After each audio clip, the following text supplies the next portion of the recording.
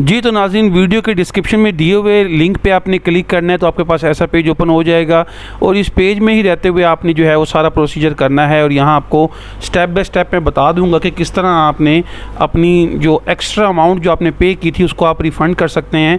तो उसके लिए आपने करना क्या है, आपने सबसे पहले यहाँ पर अपना यूज़र नेम देना है जो कि आपका ID कार्ड नंबर होगा। पासवर्ड जैसे ही आप पासवर्ड पेस्ट करते हैं उसके बाद आपको लॉगिन की ऑप्शन आती है, आप लॉगिन कर लेंगे। लॉगिन तो आपने लॉगिन कर लिया। जैसे आपने लॉगिन किया तो आपके पास ऐसा जो है वो शो हो चुका होगा। यहाँ पे आप देख सकते हैं अपनी डिटेल। तो सबसे पहले आपने करना क्या, आपने अपने प्रोफाइल पे चले जाना है। अब प्रोफाइल पे जाने का पर्पज़ ये है कि क्योंकि आपकी जो अमाउंट है जो आपने एक्स्ट्रा पे की हुई है वो आपके अकाउंट में ही आनी है, तो उसके लिए ज़रूरी है कि आपका यहाँ पर बैंक ऑलरेडी ऐड हुआ हो। अगर आपका बैंक ऐड नहीं हुआ होगा तो आपको यहाँ पर बैंक को ऐड करना होगा। तो बैंक को ऐड करने के लिए जो तरीका है मैं आपको भी बता दूंगा कि किस तरह आपने अपने बैंक को यहाँ पे ऐड करना। प्रोफाइल पे क्लिक जैसे आपने किया था उसके बाद आपके पास ऑप्शन ये आ गई थी। अभी हम उस ऑप्शन में जाके देखते हैं कि हमारे पास क्या क्या चीज़ें अवेलेबल हैं। जी तो यहाँ पे अब आप आके देख सकते हैं, यहाँ पे अपने बैंक अकाउंट पे क्लिक करने। जैसे आप बैंक अकाउंट पे क्लिक करेंगे तो आपके पास यहाँ पे देखें ये पूरी डिटेल आ चुकी है कि ये आपका जो बैंक अकाउंट नंबर है, IBFT है, IBAN है, currency sharing owner, each and everything यहाँ पे आपके पास अवेलेबल है। अगर किसी के पास यहाँ पे बैंक ऐड नहीं है तो आप यहाँ पे प्लस के साइन पे क्लिक करेंगे। प्लस के साइन पे क्लिक करके आप जो है ना अकाउंट सेलेक्ट कर लेंगे और जो है ना आप करंट सेलेक्ट कर लेंगे, आपका बैंक कौन सा है, करेंसी कौन सी है, कैपेसिटी, ये सारी चीज़ें आप करके और शेयर को 100% करके आप ओके कर देंगे। जैसे आप ओके करेंगे आपके पास आपका बैंक यहाँ पे शो हो जाएगा। तो सबसे पहले स्टेप आपने ये करना है कि आपने अपना बैंक चेक कर लेना है कि आपका बैंक यहाँ पे है या नहीं है। उसके अलावा अपने FBR मालूमात पे क्लिक करना है। यहाँ पे आप देख सकेंगे कि आपने जो विद होल्डिंग टैक्स पे किया हुआ है इस ईयर में वो आपका यहाँ पे शो हो जाएगा। तो जितना भी आपने विद होल्डिंग टैक्स पे किया है वो आपका यहाँ पे देखें ये शो हो चुका है, आप देख सकते हैं यहाँ पे। तो जो आपकी सैलरी आई है उसके कोरिस्पोंडिंग जो है आपकी जो टैक्स अमाउंट की डिडक्शन हुई है वो यहाँ पे आपकी पूरे फाइनेंशियल ईयर की आ चुकी है, आप यहाँ पे उसको देख सकते हैं। ठीक हो गया। अब जैसे ही हम यहाँ पे इसको ओके कर लेते हैं, हम यहाँ पे टैक्स ईयर लिख के उसको भी देख सकते हैं, सर्च कर सकते हैं अपनी मर्ज़ी से। और ये आपने विद होल्डिंग को डाउनलोड भी यहाँ से कर लिया है। तो ये आपके पास जो है आपका विद होल्डिंग टैक्स जो था जो कि आपके पास डाउनलोड भी हो चुका है। ये सब जो है ना हम देखें तो ये हमारे पास जो अमाउंट थी उसको लेके हमारा जो टोटल टैक्स रिडक्शन थी वो यहाँ पे शो हो चुकी है। चलिए जी ठीक हो गया। विद होल्डिंग टैक्स भी देख लिया आपने, प्रॉपर्टी का टैक्स भी देख सकते हैं। इसी तरह आप देख सकते हैं कि आपने कितनी प्रॉपर्टी ली है, उस पर कितना टैक्स पे किया, आप यहाँ से उसको वो भी चेक कर सकते हैं। ठीक हो गया। इसके बाद हम दोबारा डैशबोर्ड पे जाते हैं तो यहाँ पे आपके पास बाकी जो चीज़ें हैं उनकी जो अवेलेबल नहीं हैं, ठीक है, देन आप इसको क्लोज़ कर देंगे। ये आपके पास आपके जो है 2 चीज़ें आ चुकी हैं। तो अब इसके बाद आपने क्या करना है, अब आपने जो है अपनी मालूमात को ओके करना है। अब यहाँ पे आपने जाके इसको सबमिट करवा देना है कि अब आपको आपका रिफ़ंड चाहिए।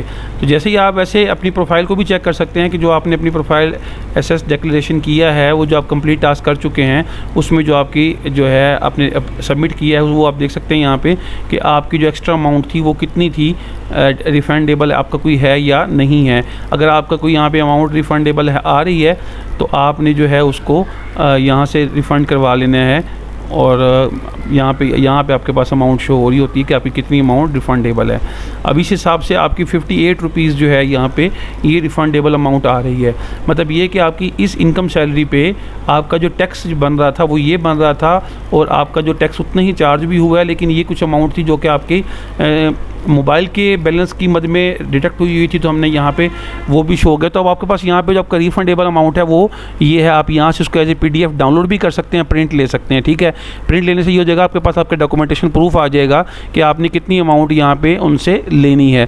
अब चूँकि यहाँ पे तो अमाउंट कम है इसलिए आपने परेशान नहीं होना। आपकी अगर अमाउंट ज़्यादा शो हो रही है तो आप उसको ज़्यादा भी यहाँ से वापसी अपने अकाउंट में शिफ्ट करवा सकते हैं। जी तो अब हमने क्या करना है, अब हमने देखना है कि अब इसको रिफ़ंड के लिए करना है। यहाँ पे क्लिक करेंगे, यहाँ पे क्लिक करने के बाद जो है हम यहाँ पे एप्लीकेशन फॉर रिफ़ंड कर देंगे यहाँ पे। ठीक हो गया। अब यहाँ पे हमने टैक्स ईयर लिखना है तो 2023 लिख लिया। तो ये हमारे पास टैक्स ईयर आ चुके हैं, हम इसको कंटिन्यू कर लेते हैं। अब आपको एक बात बताता चलूँ कि आपका जो ये अमाउंट रिफ़ंड होनी है ये सिर्फ़ और सिर्फ उसी सूरत में हो सकती है जब आपका जो डेडलाइन है वो पास हो चुकी है, मतलब आपका अगर 31 अक्टूबर गुजर जाएगा देन आप इसको सबमिट करवा सकते हैं। लेट्स सपोज मैं इसको बैक कर देता हूँ। अब आपने क्या करना है, आपने इसको यहाँ से बैक कर देना है। बैक करने के बाद आपकी जो अमाउंट थी आपने वो लिख देनी है कि आपको 58 रुपीज़ आपके थे जो कि आपको रिफ़ंड चाहिए। आप इस तरह पिछले 3 साल का जो देखे मैंने आपको दिखाया था 23, 22 और 21, उन तीनों सालों का आप रिफ़ंड करवा सकते हैं जो टोटल अमाउंट होगी। ठीक है, देन आपने अटैचमेंट पे क्लिक कर देना है। ये लिखने की कंटेंट लिखने के बाद आपने अटैचमेंट पे क्लिक करना है और ये आपके पास जो है यहाँ पे अटैचमेंट्स। अब देखें यहाँ पे आप लोगों ने क्या ऐड करना है। यहाँ पे जैसे आप एक्शन पे क्लिक करते हैं तो यहाँ पे जो है आप अपने डॉक्यूमेंट्स को ऐड कर सकते हैं। अब यहाँ पे क्या क्या चीज़ें अटैच कर सकते हैं, यहाँ पे आप अपना जो टैक्स रिटर्न था वो अटैच कर सकते हैं। आपकी जो total through out the year salary थी, उस सैलरी पे जो आपका टैक्स डिडक्ट हुआ था उसका प्रूफ आप ऐड कर सकते हैं। आपने बिल्स जो पे किए हैं उस पे, उसके अलावा जो आपका विद होल्डिंग आपका बैंक से डिडक्शन हुई है वो, उसके अलावा आपने जो बाइक ट्रांसफ़र वगैरह की है उसके मद में जो आपने प्रॉपर्टी परचेज़ की, ईच एंड एवरीथिंग का जो प्रूफ है आप यहाँ पे ऐड करते जाएंगे। जैसे आप यहाँ पे ऐड करते जाएंगे देन यहाँ पे आपकी लिस्ट बनती जाएगी। उसके बाद आपका जो है आपने इसको सबमिट कर देना है, आप सेव करके सबमिट कर देना है। तो जैसे ही आप इसको सबमिट करेंगे उसके बाद क्या होगा कि अब आपके पास यहाँ टास्क में या असाइनमेंट में उनकी तरफ से असाइनमेंट्स आ जाएंगी अगर आपका कोई डॉक्यूमेंट मिसिंग होगा। अब ये होगा कुछ दिनों में आपको वहाँ पे बुलाएंगे, 15 से 20 दिन में, 30 दिन में वो आपको कॉल करेंगे कि आपका जनाब ये टास्क में शो हो जाएगा असाइनमेंट में कि आपका ये डॉक्यूमेंट कम है या आप ये लेके आ जाएं। देन आप अपने डॉक्यूमेंट्स जो आपने यहाँ पे अपलोड किए होंगे उनकी एक एक कॉपी आप लेंगे। वो लेने के बाद आप जो है RTO ऑफिस चले जाएंगे, वहाँ पे उनको डॉक्यूमेंट दे देंगे और वो उसके बाद वेरीफाई करने के बाद आपको जो है यहाँ पे वो एक शो करवा देगा कि जी आपकी अमाउंट थी और वो अमाउंट आपकी आ चुकी है। वो आपको ओके करने के बाद यहाँ पे जो है ना आपको मैसेज आ जाएगा। जैसे ही मैसेज आएगा आपके इनबॉक्स में मैसेज आएगा, कोरेस्पोंडिंग आएगा, देन आप इसको देखते हुए क्या कर सकते हैं, उसको आप सिंपली उसको वहाँ पे जाके जो सबमिट करवा सकते हैं। तो यहाँ पे जो है कोरेस्पोंडिंग आ जाएगा और आपको बता देगा कि आपका जो है ये वेरिफिकेशन हो चुकी है और आपकी अमाउंट जो है इतने दिन में आपके अकाउंट में शिफ्ट हो जाएगी। तो बिल्कुल सिंपल सा प्रोसेस है, एक आधा का चक्कर लग भी जाएगा। तो मेरी तो खैर अमाउंट ये जो मेरे क्लाइंट की अमाउंट नहीं थी, जो बाकी जिनकी अमाउंट्स बहुत ज़्यादा हैं वो 2-3 चक्कर अगर लगा भी लेते हैं तो कोई उसमें हर्ज नहीं है, उनकी अमाउंट जो है फिर उनके बैंक अकाउंट में ट्रांसफ़र हो जाएगी। तो दोस्तों उम्मीद करता हूँ आपको मेरी वीडियो भी पसंद आई होगी। अगर आपको मेरी वीडियो पसंद आई है तो मेरे चैनल को सब्सक्राइब करें, साथ लगे बेल आइकन को प्रेस करके इस वीडियो को लाइक करें, इस पर कमेंट करें। अगर किसी की कोई क्वेरी है तो वो मुझसे कमेंट सेक्शन में पूछ सकता है। तो मिलते हैं अगली वीडियो के साथ, तब तक के लिए अल्लाह हाफिज़।